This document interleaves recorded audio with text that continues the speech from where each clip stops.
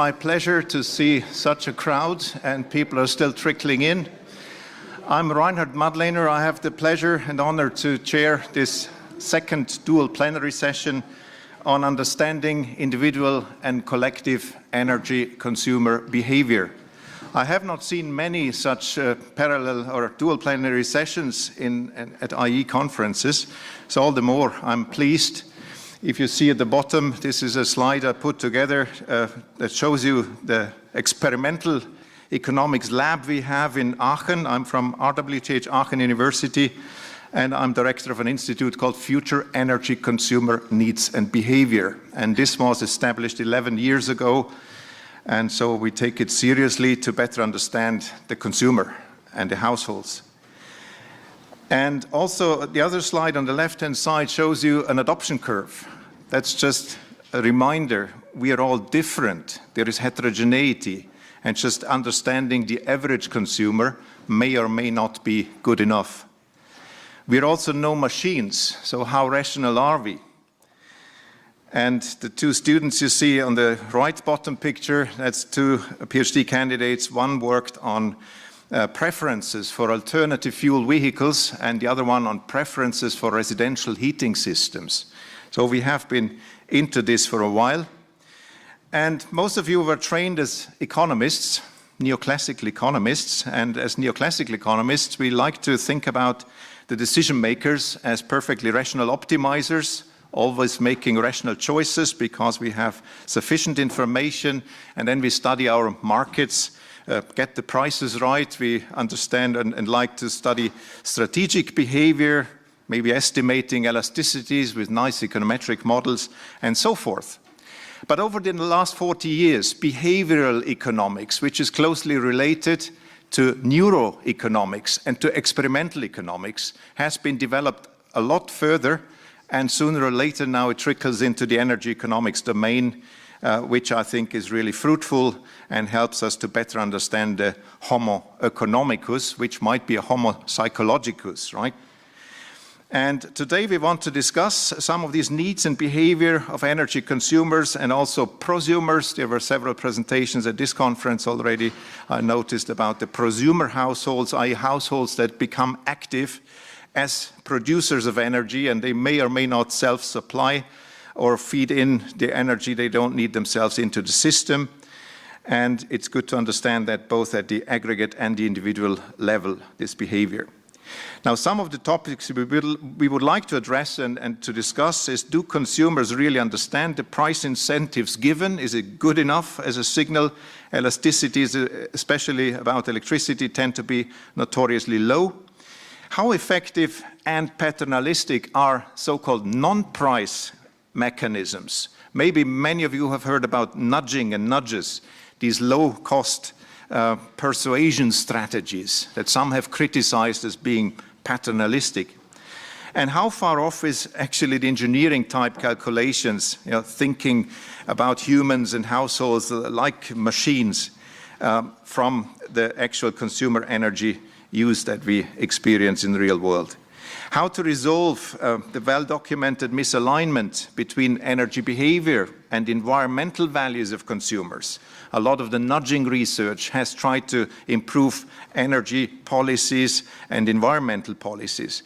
There are issues, and I think Anna talks about rational inattention as well. Sometimes it's just not worth to invest a lot of time and effort to save a few bucks, right? So that's not really irrational.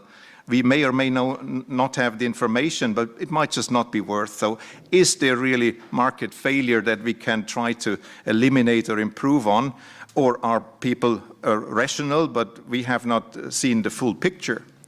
And related to nudging policies also comes the notion of opt-out from organ donation or retirement pension funds and systems.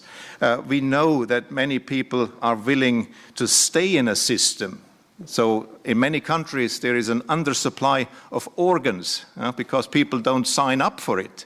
But when everybody is signed up by default, we notice that few people would deregister. That's what nudging is about, little nudges to move us into the right direction, and that can be used in many policy areas.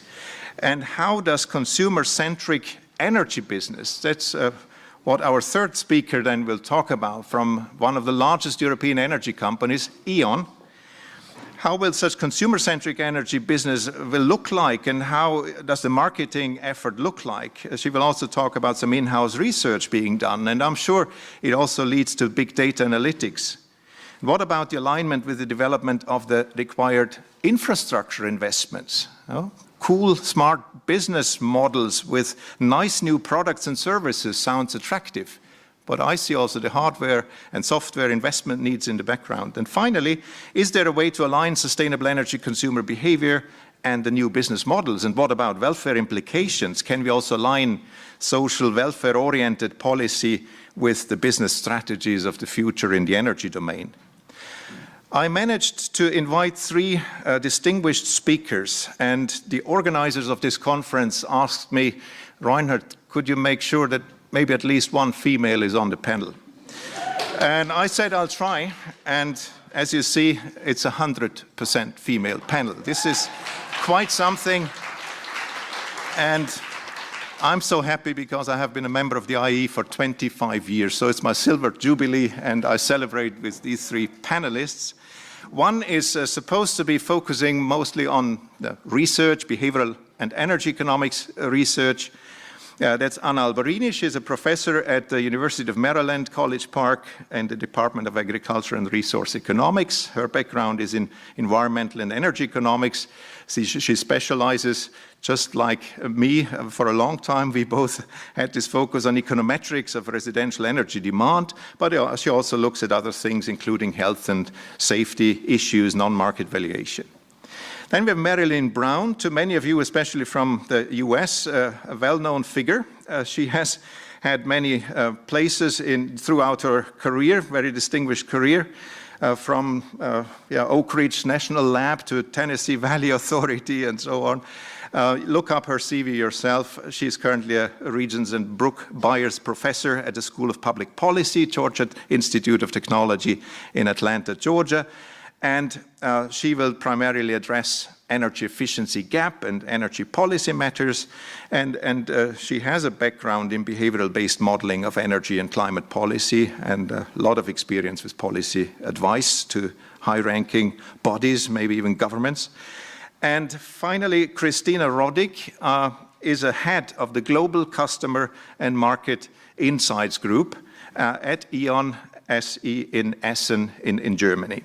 So that's our panel, and the plan is to have each speaker give a presentation of about 20-25 minutes. That gives us some time at the end to discuss on the panel the things that have been addressed, and then I will early enough open up for the general audience to also ask some questions. So with that introduction, I would like the first speaker, Anna Alberini, to come forward. The floor is yours.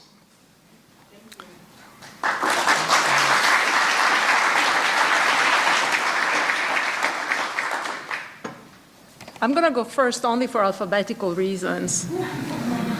So we need some Dutch, I think. Die voorstelling. Sounds good. Vanaf begin. Okay, Good. I may need rescue, linguistic rescue from you. Thank you. Thank you for having me. Thank you, Reinhard, for inviting me as being part of this. So my name is Anna Alberini. I'm from the University of Maryland, and the title of my presentation is Energy and Behaviors, Do Consumers Understand Prices and Energy Efficiency? So this is going to be a very simple presentation, pretty much the start of a conversation, I hope. And I'm going to be focusing on two types of things. I'm going to be focusing on the direct demand for energy on the part of households as part of residential consumption, for example, for electricity and gas and other type of fuels. So anything that serves the purpose of powering allowing us to do our daily type of activity. I also do research about cars, and so I'm particularly interested in looking at the purchase of cars, looking at how fuel efficient the cars that consumers will buy will be, how people respond to the prices, both of inputs, so both of the fuels that they have to buy, as well as the cars themselves, and also the policies that may be associated with them, taxes that you have to pay. So why am I doing this? Well, the obvious reason is that I work in these areas, and so of course I feel more comfortable talking about the literature that I read and I try to contribute to. Excuse me. But also we're dealing with a large population, so a lot of us are affected, are part of the groups of people that I'm talking about. We contribute a large amount of the CO2 emissions that every day are put into the atmosphere. We create all sorts of other types of air pollution that is contributing to creating all sorts of other problems, including health-related damages that people may suffer. We contribute to creating a lot of pressure on infrastructure. So imagine just the conversation that we saw previously about peak demand and non-peak demand and the kind of pressure that that puts on the grid. There's issues of energy security associated with all of these things. And so that's a very good reason for focusing about this kind of stuff. There's also an enormous amount of policy that comes from associated with residential energy consumption and with car. And so that's one reason why I want to do this. I would like to do this. So first of all, the notion of behaviors is standard in economics. So economists will always tell you, we've been studying behaviors forever. The way that economists typically will study behavior is by looking at people, how people respond to incentives, financial or economic type of incentives that are coming primarily from prices, from regulations which have an implied or an implicit price for the people that are affected by the regulation themselves.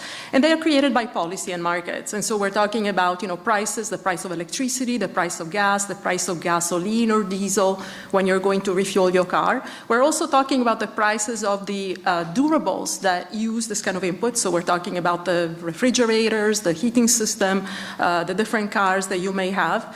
There's also all sorts of energy efficiency incentives that are off, or disincentive that are created by governments that we think, economists typically think that people will respond to. Recently, just like mentioned by Reinhard, there has been a lot of interest in non-price type of mechanisms, so information as a way of getting people to sort of modify their behavior by understanding more prices and the implications of what they do, and also a lot of social norms type of work. Economists are not obviously the only people that work with behaviors, and so engineers are a very good example of a group of people that take behavior into account and will construct predictions for the use of electricity or gas or what have you based on behaviors. Economists are always getting on the back of engineers telling them, oh, you don't do a good job enough. But the reality is that the majority of the engineering models, at least the ones that I'm familiar with, do take behaviors into account. So they will look at the rate of utilization and the type of utilization of a particular type of durable that will use energy. They make certain assumptions about compliance or non-compliance with a perfect textbook type of use modality. It's unclear whether they necessarily incorporate responses to prices and so, or certain type of regulations. And so maybe this is one of the reasons why economists are always getting on their cases. Engineering type of models may allow for heterogeneity, and the bottom line is a lot of times you find that they do a very good job at predicting observed usage. Sometimes they don't do a very good job. There's a lot of mixed evidence out there. My own experience in a paper that I've done with Charles Dow is that the estimates that I was getting by measuring the amount of electricity used by consumers was perfectly consistent with the predictions from an engineering model.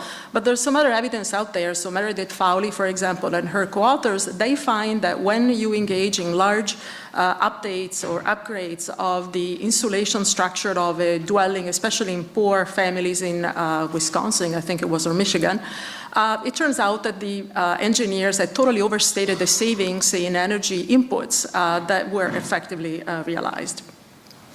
So I'm going to give you, this is going to be like a provocation type of slide. And so I'm just going to give you my main conclusions about, reading all of this literature, working in this kind of area, comparing the predictions from economists with those from engineers and from the people in the policy world. My impression is that, generally speaking, economists blow out of proportion, so they totally overstate how much people are really interested in and capable in terms of observing prices, responding to them, making calculations about how economically convenient or inconvenient it's going to be for them to do something or not to do something or to change their behavior. They also, in my opinion, totally overstate the ability and the interest of people in being strategic, in making very complicated plans for changing their behavior when in reality the regulations that they're supposed to be responding to are really, really minor. They also probably totally overstate people's ability to change dramatically their behavior in anticipation for policy changes that are really probably very minor. They're major to us just because we study them. They might be very minor to people because in reality many people won't even know about them necessarily. At the same time, economists are ignoring some of the components of the costs and the benefits that presumably should go into people's behavior. So for example, we totally underestimate the opportunity cost of time. So this is what I mean when I refer to the fact that we don't want to spend a large number of hours investigating what we could do to reduce our consumption of electricity or heating gas in our building, when doing so will save me just $50. This would be confirming the notion that it's rational to be inattentive. It pays better to just ignore the problem. Their savings are totally not worth it. There's other costs of energy efficiency upgrades that you may be doing in our homes that are also not captured by economists in a lot of their calculations and analysis. So if you want to do a lot of energy efficiency upgrades in your home, you're going to be turning your house into a construction zone. You may have to move out for a certain period of time, and that's something that is expensive and complicated. And yet, a lot of times, economists will simply not take that into account. Also, I think a lot of economists don't realize that a lot of people will consider it wasteful to throw away or to stop using a certain piece of durable type of equipment before what they consider its proper economic lifetime. So the best example that I have about this is a paper by Denise Young that appeared that was published in 2007, and she was looking at the response to a policy by the Canadian government that was offering essentially rebates on a very good energy efficiency type of refrigerator. Don't hurt yourself, not worth it. So she noticed that once this group of people effectively got refrigerators that were very efficient at a discounted price because they got a rebate, they didn't throw away the old ones. They turned them into beer fridges. So the fridges where you store the beer, they are obviously running, using a lot of electricity. There's absolutely no savings in electricity after you do this. Translation, when you're designing a policy, offer some form of plan whereby you pick up the old fridge and you literally have it replaced by the new one. Otherwise, you're going to be realizing absolutely no saving in energy. Finally, and this is something that we all know, energy efficiency is not everything. We buy energy efficiency as a part of a bundle of attributes in a particular durable, and sometimes the other attributes are simply more important. We may value a car that is safer or more comfortable, or that it has a better track record in terms of quality than the little savings that we could do by switching to a more fuel-efficient type of model. So these are all things that we worry about. So how do we actually do it in practice? The majority of my work, as I said, is empirical, and so I'm going to give you a little bit of a flavor of the type of stuff that we normally do.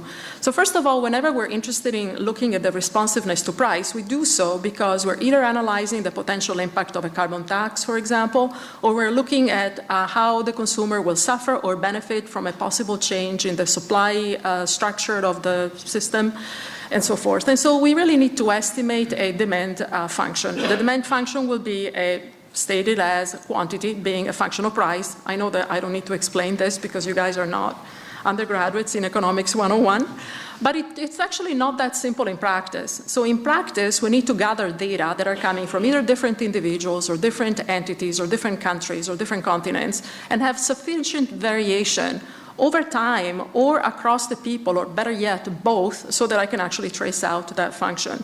So I'm going to give you just a quick example here by plotting the average price of electricity. That would be the blue line per kilowatt hour in the US in the last 30-something years. I'm also plotting the price per 1,000 cubic feet of gas in the US in the last 30-something years, and you can see in both cases they seem to be going up. You can also see something that you probably knew already, that the fluctuations in gas prices tend to be bigger than the very stable change in electricity type of prices. These are nominal prices, so once you actually convert them into real prices, you can actually see that the price of electricity on a per kilowatt hour basis has been going down in real terms over time. So I'm projecting it back, as you can see. I'm starting from today, and then I'm updating it to propose what we would be if it was evaluated in 2017 dollars.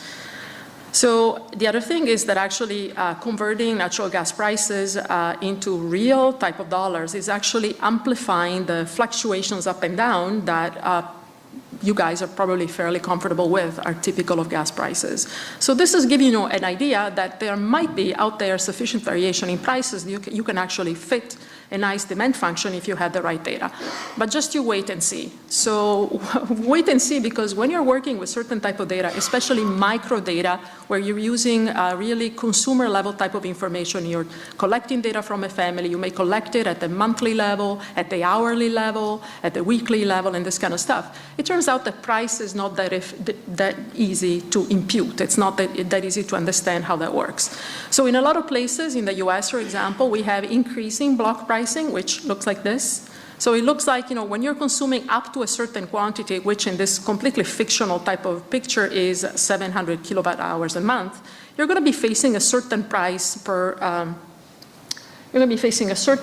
kilowatt hours. The price is also completely fictional, although realistic. Once you exceed the 700, which once again, this is just a pure example, every unit that exceeds that is going to be charged at a higher rate.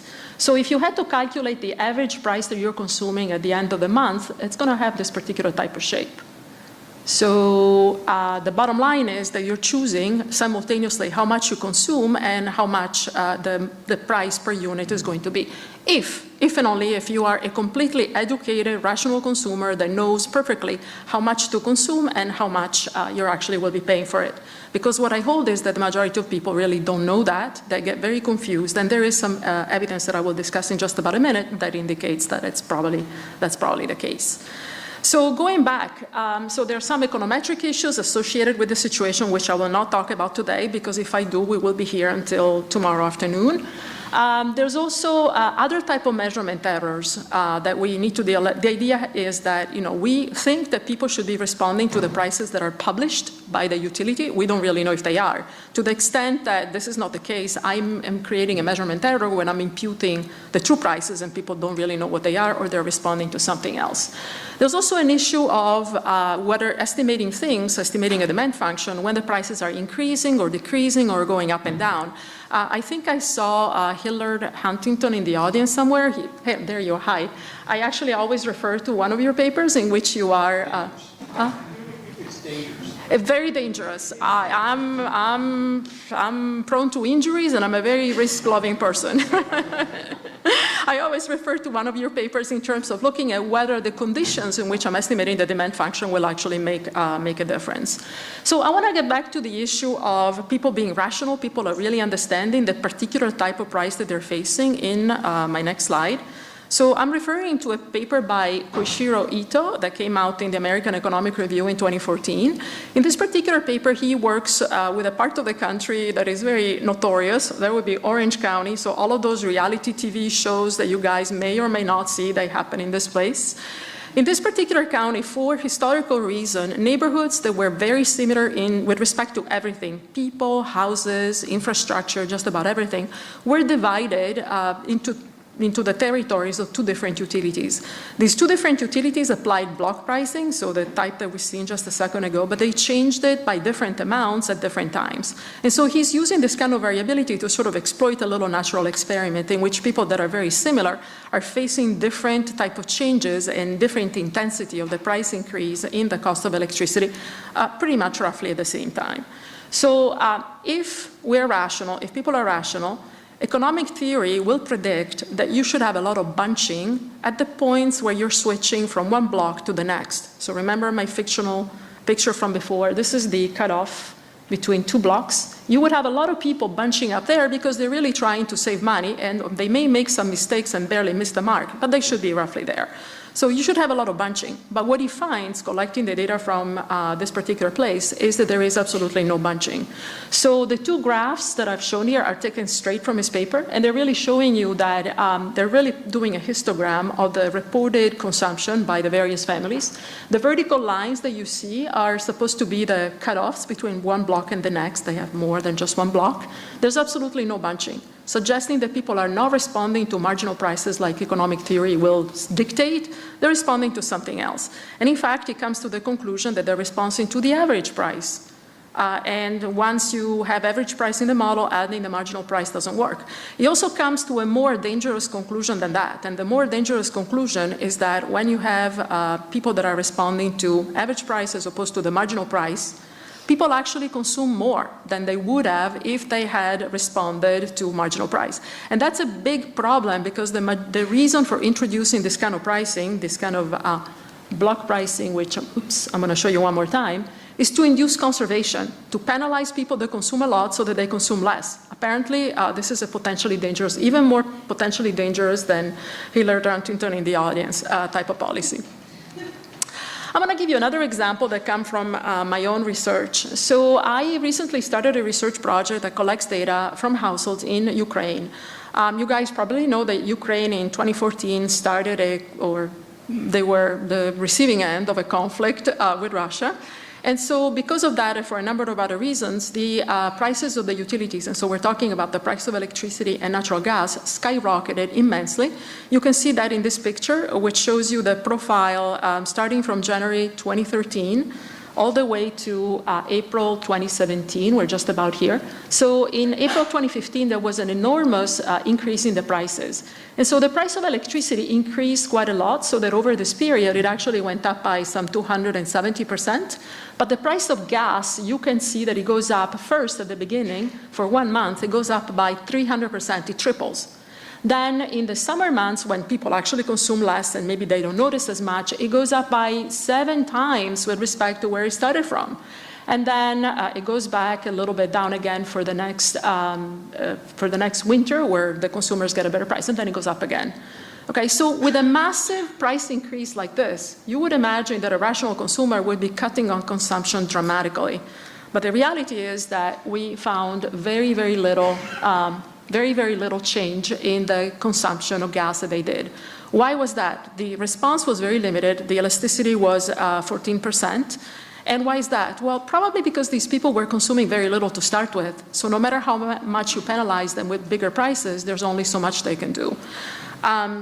Let me show you something else. The other reason why we don't find a lot of change is possibly because a lot of our models, especially the ones that are based on microdata, have only limited ability to really capture what's going on, and price in particular tends to explain very little of the variability in people's behavior. So here's a chart that I created especially for this talk. The chart is essentially showing you the result of some of the regressions that we were doing with the monthly gas consumption data coming from Ukraine. So we start by estimating a model that is based on very simple stuff, so just an intercept and just weather. Obviously, you use more gas in the winter because it's cold and that's captured by the weather, and less in the summer because you don't need to heat your house. So that by itself explains 22% or almost 23% of the variability in the dependent variable, which is consumption. That's measured by the R-square. When I'm adding other stuff that changes over time, so the type of home that you have interacted with the fact that it's a heating season or not a heating season, I'm going to go up to about 28%, 28.3%. I'm adding the prices, and granted that my sample size changes a little bit, I'm finding that the price elasticity is negative 0.15 or 0.1472. But as you can see, the R-square really does increase. Granted that I'm slightly changing the sample size, but still, you see, you get my gist. Add fixed effects representing the households. Well, guess what? They capture most of what's going on. The R-square is now almost 76%. And what are fixed effects at the households level telling us? Not much. They're just the things that are cooked into, like, some characteristics of the household. We don't know what it is, but it seems to be explaining much of it. So that's, to emphasize my point. Any particular factor that we're interested in often has very little explanatory power in any of these microdata type of model. This is another example that I'm just going to give you very quickly. In this example, I was working with data coming from Italy, from smart meter readings done every half hours, which I cooked into the hour level. We were looking at the effect of temperature because this is so important when you're making predictions about climate change.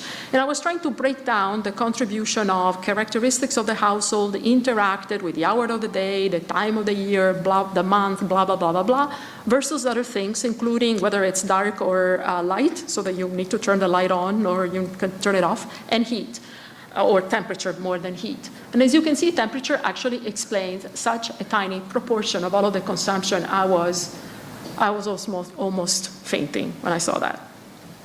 I got just a couple more things. So why is price having such a small effect? For a number of reasons. First of all, price is not that important because maybe people don't really understand it. There's also situations in which the price, especially the price of the durable, or the price of a durable could be manipulated by the makers of the durable, such as the makers of cars, so that it sort of compensates for the expected losses that you could have if there are changes in the price of the input, such as gasoline, for example. There's also something about salience. So salience is a possible explanation for why people don't pick up certain changes in the prices, for example. So I don't know if you guys remember this paper by Ray Chetty and his co-author, but the paper was based on this idea. So when you go to the supermarkets in the US, and you see a price, that's not the price that you pay at the cash register. They add a state tax or a city tax on top of that. Except that this is not typically advertised. So you arrive at the cash register and you have to remember, oh shoot, it wasn't just $9.99, it was $9.99 plus tax. So he did a very simple experiment at supermarkets where he was working with toiletry type of items. He created two types of tags. One tag that was really the same as the original one that gives you the price before you apply the tax to it. And the other one that gives you the price before you apply the tax to it, plus the tax. And he noticed that the demand for this particular type of items with the sort of enhanced type of label actually was lower after the label was displayed, suggesting that people don't follow certain items for certain parts of the price, and as a response, they don't necessarily respond to it. I got 2 more minutes. How many times have I said that? A few. All right, so a couple other things that I wanted to say. So there's a lot of interest in feedback about consumption, which is a non-price type of measure. The idea here, and this is fairly well established, is that, for example, smart meters could provide people with the possibility of self-regulating consumption, because now I know how much I'm using when I'm running simultaneously the dishwasher, the washing machine, blah, blah, blah, blah, blah, and a lot of other things. I actually have a paper written with Will Gans, one of my graduate students, in which we took advantage of a natural experiment in Northern Ireland.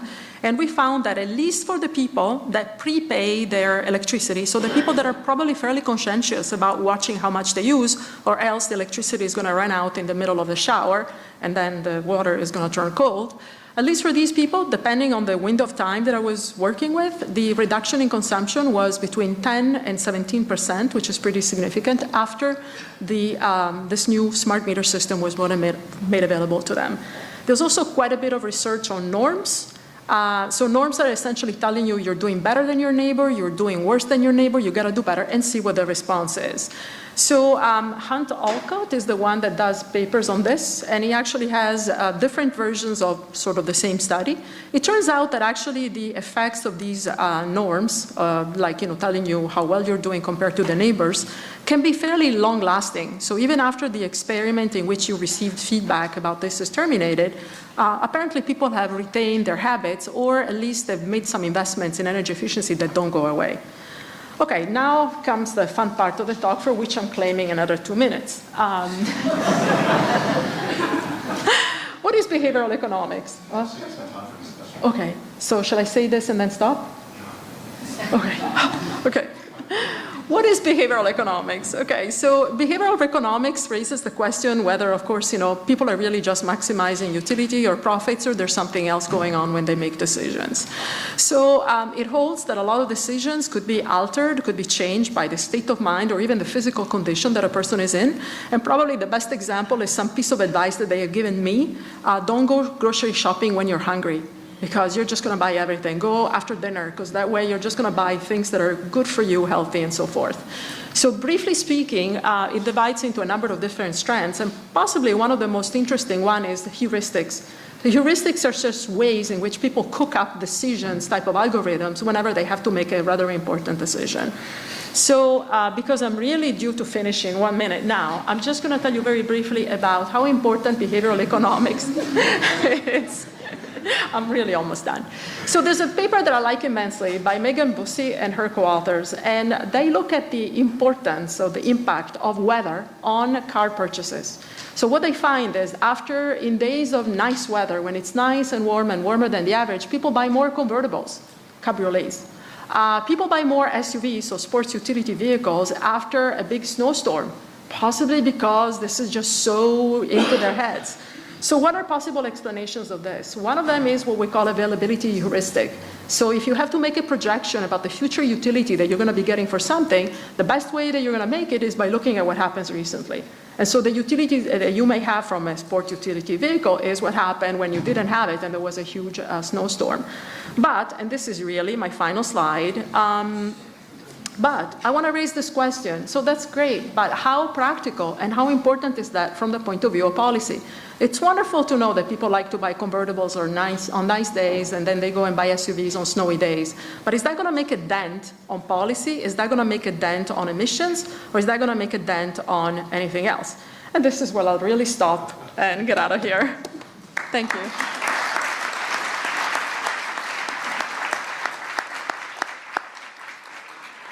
Thanks, Anna. Please save your questions to the end, and it's my task to save a few minutes. That's why I'm so struggling. It's actually something I didn't think about when I put together a female panel. Some could forget it. Just joking.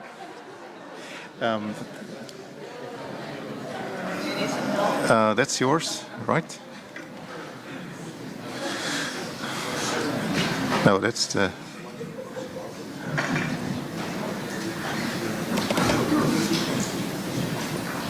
That's yours. So my Dutch again.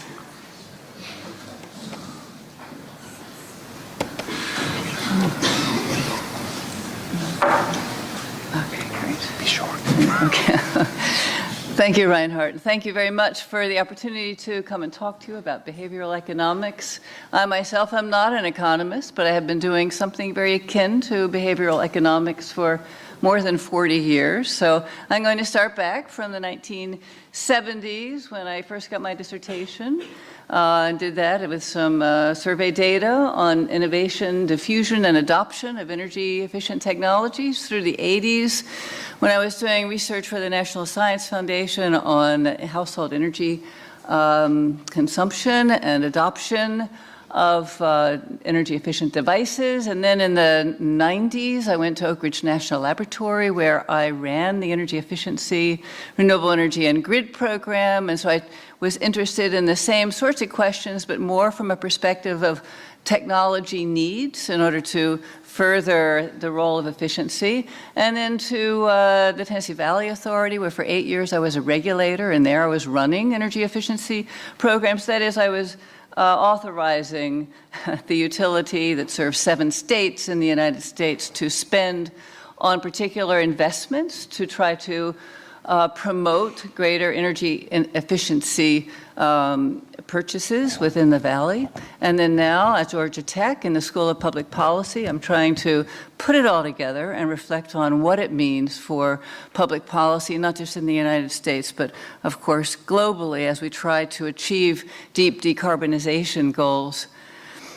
So this is a picture of some of the work that we do at the Climate and Energy Policy Lab that I established when I arrived at Georgia Tech 13 years ago. And these are some of my colleagues, Omar Asensio, Dan Matisoff. These are some names that are doing work in behavioral economics. But I'm going to first start by showing you a little bit about the impact that energy efficiency is having in the United States, and it's very similar globally. We are now in a situation of flat demand growth. Unlike the past many decades of electricity, power design and planning, we don't need to plan for more growth at this point. Not only have we seen a flattening, we're forecasting flat consumption. We're able to meet rising energy service requirements from increasing wealth in the country by using more energy efficient technologies. So the energy consumption is not rising. And in fact, as a result, we've had an increasing growth in the workforce in the energy efficiency field. Out of the 6.5 million US workers in the energy industry, traditional and innovative and clean and dirty, all of it, 2.25 million today work in energy efficiency. That's as many people as are involved in waiters and waitressing in restaurants and pubs, almost as many as the number of teachers we have in our public school systems. But the fact that so many workers are now being productively employed in energy efficiency is largely lost in the discussion over priorities for energy policy. The energy efficiency gap persists. While we have, in fact, deployed more energy efficiency over the past several decades, much more can be achieved. I must confess that many of my studies have used engineering models, and you'll see some of the results. But the engineering models haven't uniformly, simplistically overestimated efficiency, energy efficiency gap. What they have done is first try to characterize what the technical possibilities are. That is, what could you physically do to meet energy service demand with new technologies? Then you ask the question, well, what's economic? That is, what would appear to be competitive in terms of a least cost way of meeting demands? And then there's another, I'm trying to draw nested circles, and then there's another inner circle, which is the energy efficiency opportunity that is considered achievable. And that's where all this great behavioral work and policy research comes in. So I just wanted to set the record straight that engineers haven't always just simplistically overestimated the energy efficiency potential, but they have estimated it for a very long time, as you can see from this Wikipedia page, which acknowledges my article in 1990 as the one that coined the term energy efficiency gap. We've done a lot of work on energy efficiency. Now, I'm not going to go through the steps required to try to quantify the size of the gap. It's very complicated. But just to show you from one recent publication in the Southeast, to meet the needs of electricity in those states, energy efficiency could achieve the needs with at a cost of about $34 per megawatt hour. And nuclear would be at about $100 and something per megawatt hour. Natural gas, higher. Solar, higher. Wind, higher. Everything's more expensive than energy efficiency, so why don't we see more of it? Now, that's kind of a simplistic engineering approach, but it's certainly, I think, compelling to get us all motivated. When you think about energy efficiency and behavior, we don't just want to talk about purchase behavior. We need to also talk about usage, how our technologies used. And as an example, we're seeing a bit more focus on attempting not to light and heat and cool entire large spaces, but rather focus on providing services to the occupant, which is shown in that picture there. So we have learned a lot about the size of the energy efficiency gap. There are definitely $20 bills lying on the sidewalk, or as Amory Lovin says, it's not just a free lunch, it's a lunch that you could be paid to consume. There is a lot out there. So let's look at some of the insights about the behavioral issues associated with the setting of financial subsidies or information programs and regulations to try to motivate more efficiency. So how about subsidies? What do we know about energy behavior that might tell us something about how to set an effective energy subsidy and mostly here in residential, commercial, industrial type markets, as opposed to, I'm not talking too much about transportation.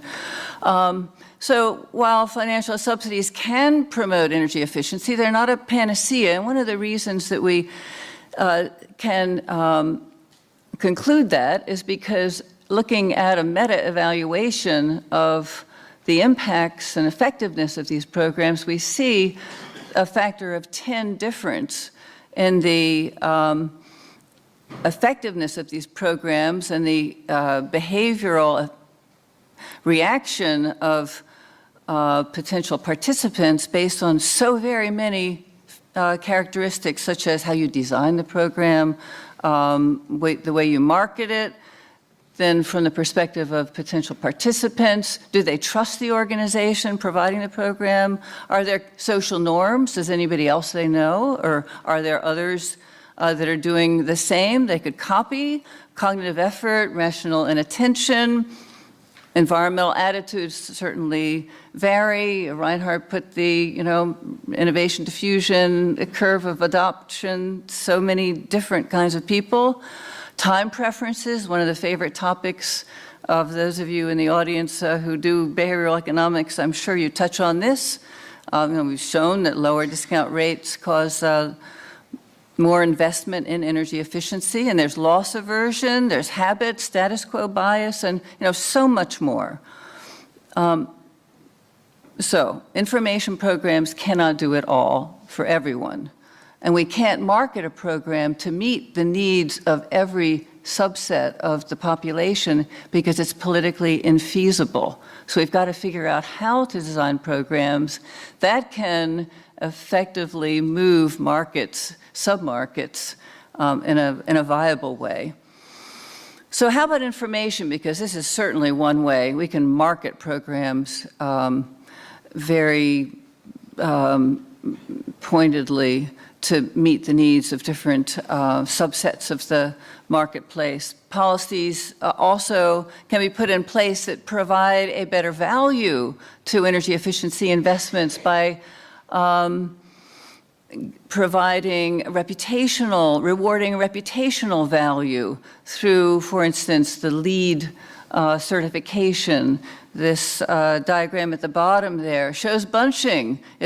Bunching of investments in energy efficiency in commercial buildings tied to scores in the LEED protocol. So you become silver or gold or medallion and you want to just get there, but never mind reaching the next level if you can't get entirely to it.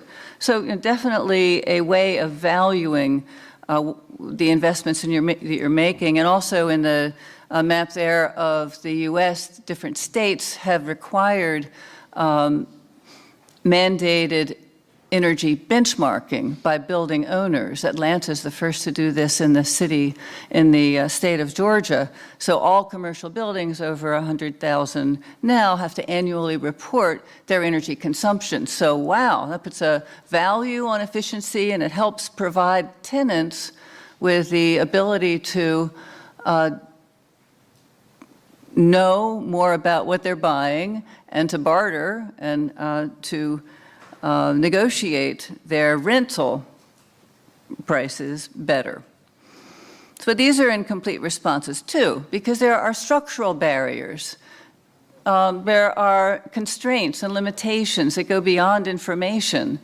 As an example, the landlord-tenant structural barrier, access to financing,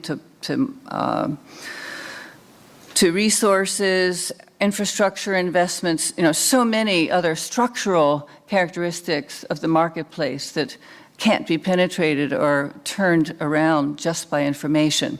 So the third policy type I'm going to talk about is energy performance standards. Now, this I know is one of the least favorite type of policy by economists, according to Goulder and Perry and so very many who have written in this field. They say, at best, it's second best, or third maybe. The problem is that here an energy performance standard doesn't motivate less use. So you have the energy efficient lighting standards making lighting better in terms of lumens per watt, but maybe you'll use more of it because now it's so cheap. So a standard does not reduce consumption. And also a standard can result in welfare losses because now you're sweeping the market clear of all those incandescent bulbs. And the economists would say, someone probably valued those incandescent bulbs. Maybe they liked the heat. I don't know, but you're no longer offering the same sweep of options when you're eliminating some of them from the marketplace and there's a welfare loss. Well, I'm back to saying what Anna did. Let's talk about what are the really important big impacts. And here, the big impact of reducing the environmental consequences of so much electricity consumption, I believe, if it were all put together into a benefit cost analysis, would far outweigh the welfare losses of eliminating the availability of incandescent lamps. Anyway, you can use that same argument for all of the standards shown here, which have recently come into play in the US, and you can see the one at the top, yellow, is the incandescent lamp elimination. Bottom green is the next biggest and most recent standard, which is packaged heat pump and air conditioning rooftop systems for commercial buildings, really big. These are each causing a couple percentage of reduction in electricity consumption as estimated by most utilities in their integrated resource planning. So big effects. But, you know, there is the rebound. So how much eventually will not be saved because people are going to consume more? So you'll be lighting up all those spaces. Great for security, great for safety. But that doesn't apply to everything. I always like to talk about how I am not going to vacuum more because I have an energy efficient Dicon vacuum cleaner. No. But you know, I may be saving money, and so I might use that nifty electric shoe shine I saw over in the Mercure Hotel, right? So that's the difference, the rebound, the direct rebound, the indirect rebound, because I have more money, I can spend it on something else. But all the studies have shown that these rebound effects are not eliminating the total energy savings of standards or other programs. Is somewhere in the 10 to 30% range. So you just have to take that into account, right? So looking again, trying to cast back on the past several decades, just haven't seen much in research on how organizations behave. How are the green purchase behavior decisions of manufacturers or institutions, boards of directors, intermediaries, commercial buying entities, policymakers, how do they make their decisions? Not enough work is going on here. There's some very interesting emerging policy diffusion principles coming out, both in looking at countries of the EU and states in the US, and the policy adoptions in the energy efficiency domain, where the underscoring roles of emulation, coercion, competition, and learning. So that's kind of exciting. But, you know, organizations are responsible for 60% of the energy use in the world. And behavioral economists need to get on with looking at them as well. There's a crowded field of theory that has evolved over the past several decades. I did a book chapter itemizing 50 of them. 27 of them look principally at attitudes, behavior, values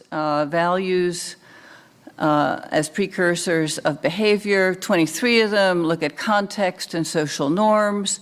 And I'm thinking to myself, we have got to resolve these because we're losing the credibility of people when there are at least 50 different theories that I could name and talk about. They really have a lot of commonalities, but still they're competing and I think leading to questions of legitimacy. Electricity planning, do I have how many more minutes?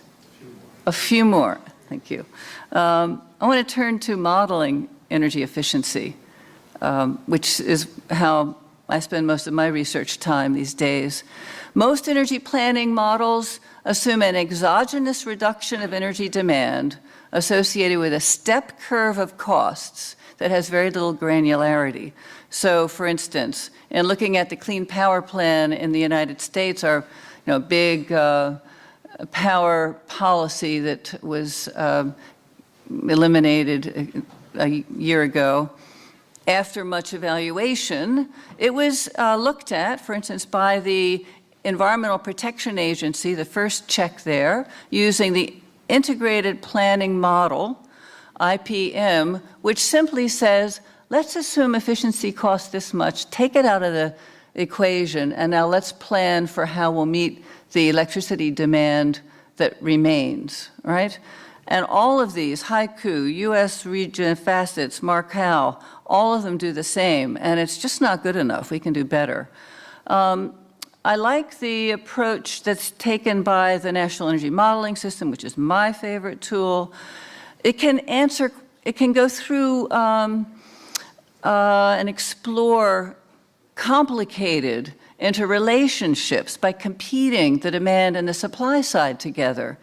As carbon policies are imposed, efficient technologies become more economic, consumers adopt more of them, the prices of them drop, then you adopt more of them, and it sort of goes back and forth, and you can look at that in a modeling context. We need to be able to do more of that. Or we could model energy efficiency as a power plant, which the Tennessee Valley Authority did in their Integrated Resource Plan in 2016 when I was there as a regulator. Consider a 10 megawatt power plant of efficiency. You can locate it where you need it most, might be able to eliminate the need for that transmission line or for that new power plant expansion. It's got a load curve. It's got a certain upfront costs and operating variable costs and capacity factors, just like a power plant. That would be a better way than just eliminating demand and treating the rest. I go back to jobs because when you give a talk like this, when I give a talk like this to policymakers, I promise I don't actually do a talk like this to policymakers. They wouldn't know, most of them wouldn't understand. But anyway, I try to talk more about jobs. You know, where are we getting the jobs? What's the problem? Why are we protecting 75,000 jobs in the coal industry? And, you know, I just talked about 2.25 million jobs in energy efficiency. Jobs, you know, we've got to consider the future of jobs and where we're going. I think that the greatest opportunities are going to be in managing a system which is going to be able to absorb technological innovations and social movements, new business models, all kinds of different infrastructure investments, and engage all kinds of different people in the dialogue, including the important role of economists with their significant, strong methodological skills, theory, and everything else. So creating prosumers, the sharing economy, all the new intermediaries that are going to evolve, the interaction between electric vehicles being charged and providing power back to the grid. How are we going to get utilities to purchase the capacity, the frequency regulation, the voltage control, all of these services that electric vehicles can provide if they could be charged bidirectionally, right? So I see that as a future, and I will leave the questions to you, Reinhard. Thank you.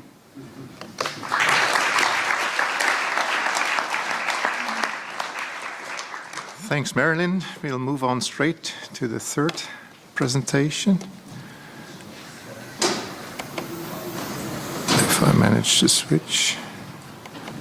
Yeah.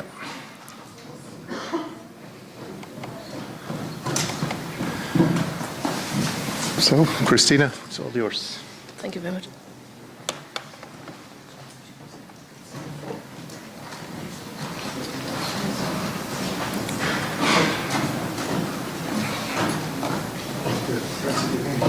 Yeah, but I think it's the wrong one.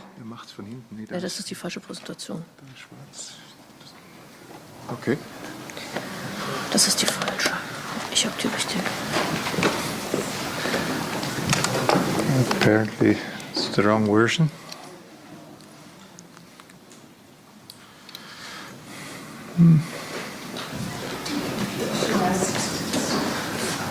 Isn't the only one there?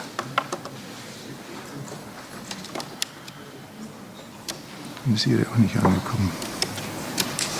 Aber jetzt bestätigt dummerweise nicht. Ich beeile mich dann danach. Ja, super. Das ist die alte, ne? Das ist die alte, ja. Die würde ich zumachen. Okay. Cursor.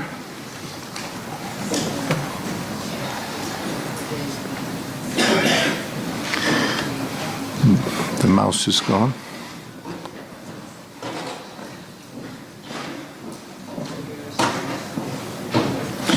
I think we need a technician. I don't have a mouse cursor anymore.